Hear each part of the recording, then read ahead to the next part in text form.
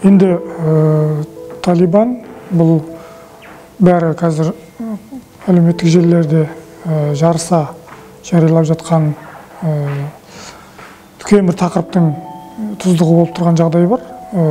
Талибан ұғымы бұл негізі білім алушы, білім ізденуші деген арабтағы талиб деген сөзден шыққан бір ұғым, бірақ бұның негізгі саяси мақсаты кезіндегі Кеңес одағының Ауғанстандағы жағдайға араласуына байланысты оларға қарсы, болмаса оның алдындағы ағылшын экспансиясына қарсы, Османлы халифатының ыдырауына жол бермеуге атсалысқан белгілі бір идеологиялық негіздерде қалыптасқан, қазіргі діни, саяси, радикалды позицияны ұстанған бір топтың аты. Негізгі құрамы пуштундар екендігі айтылады. Жалпы Пәкістанның басым солтүстік территорияларында, содан кейін Ауғанстанның басым бөлігінде өмір сүретін біраз саны бар.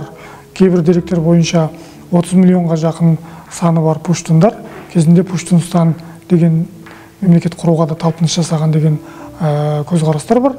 Солың жалғасы сияқты көрініс тапқан талибандар бүгінде Ауғанстанның ресми билігіне қол жеткізіп отырған жағдайы бар. Яғни біз талибандарды тек қана осы Ауғанстандағы үлкен келеңсіздіктердің басы қасында жүрген ең басты қарулы топ ретінде таныдық, және біздің Қазақстан Республикасының территориясында жұмыс істеуге рұқсат етілмейтін тыйым салынған діни радикалды ұйымдардың қатарына қостық. Яғни біздің ол тізімде олар бар. Енді бұдан кейінгі ахуалы қандай болатынын, халықаралық қауымдастықтағы оларды қабылдау мәселесі қалай болатынын әзірге белгісіз. Өйткені талибандар бүгін ғана билікке келіп отырған ұйым емес, олар 96-2001 жылдарда да Ауғанстанда билікте болған. Бірақ әлемдік қауымдастықтың басым бөлігі дегенде бірнеше мемлекеттерден басқасы олардың заңды билігін мойындаған жоқ. Сондықтан олар қайтадан тауға шегінуге мәжбүр болған еді. Бүгінде жаңағы өзіндік мақсат мүдделеріне қол жеткізген жағдайлар бар. Және бұлар болашақта өркениетті талаптарға да тез қарамайтындық туралы баяндамалар жасап үлгерген.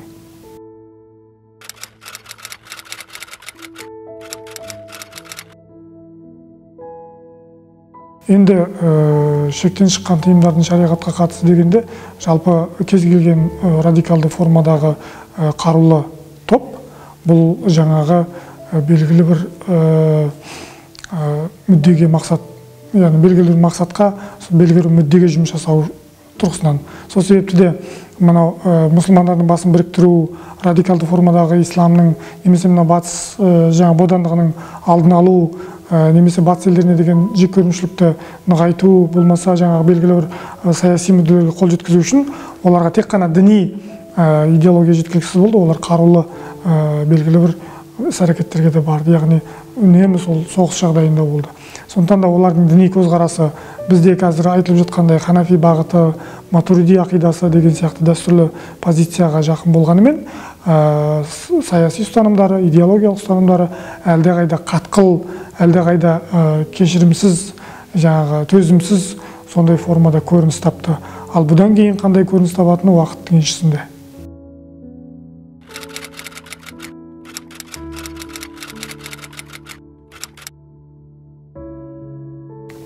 Енді бірнеше әсерлері бар, оның тікелей әсері бар, жанама әсерлері бар, және үшінші бір астыртын әсерлері бар.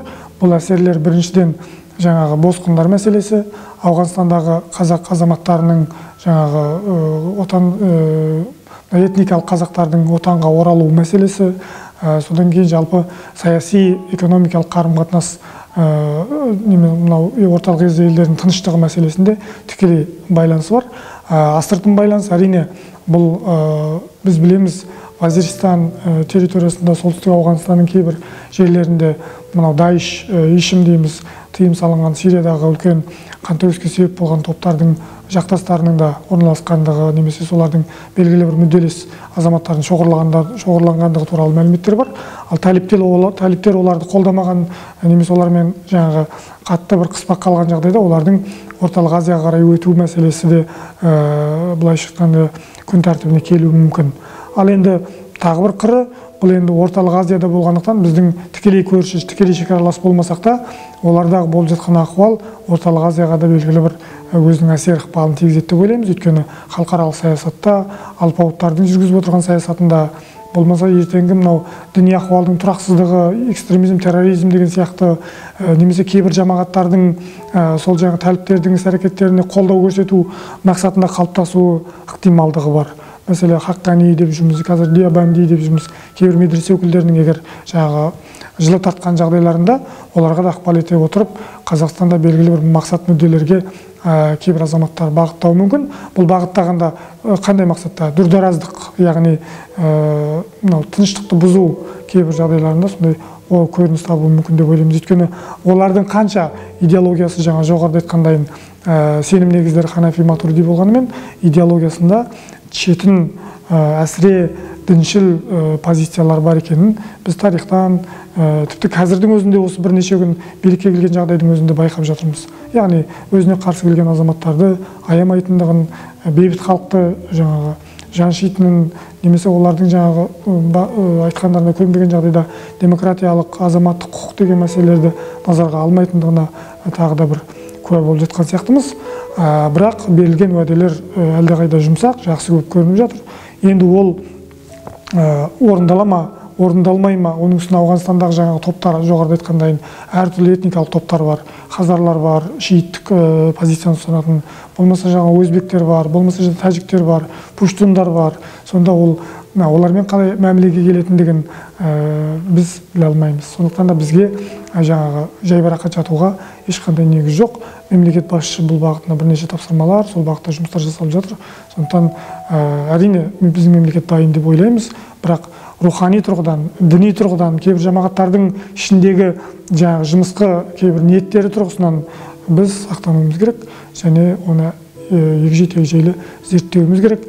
Біздің қазіргі қоғамдағы, яғни діни саясаттағы, немесе радикализм, экстремизмнің алдын алудағы, терроризмнің алдын алудағы бағыт бұл бір ғана бағытқа қарай, яғни уахабилік, салафилік тенденцияға қарай бұрылған болса, бұдан кейін бізде ол топтардың саны артуы әбден мүмкін. Сондықтан жаңағы әзірге тынышпыз деп тоқмейілсіп отыра беретін уақыт емес, мемлекет бұл бағытта шараларды қабылдау керек деп ойлаймын.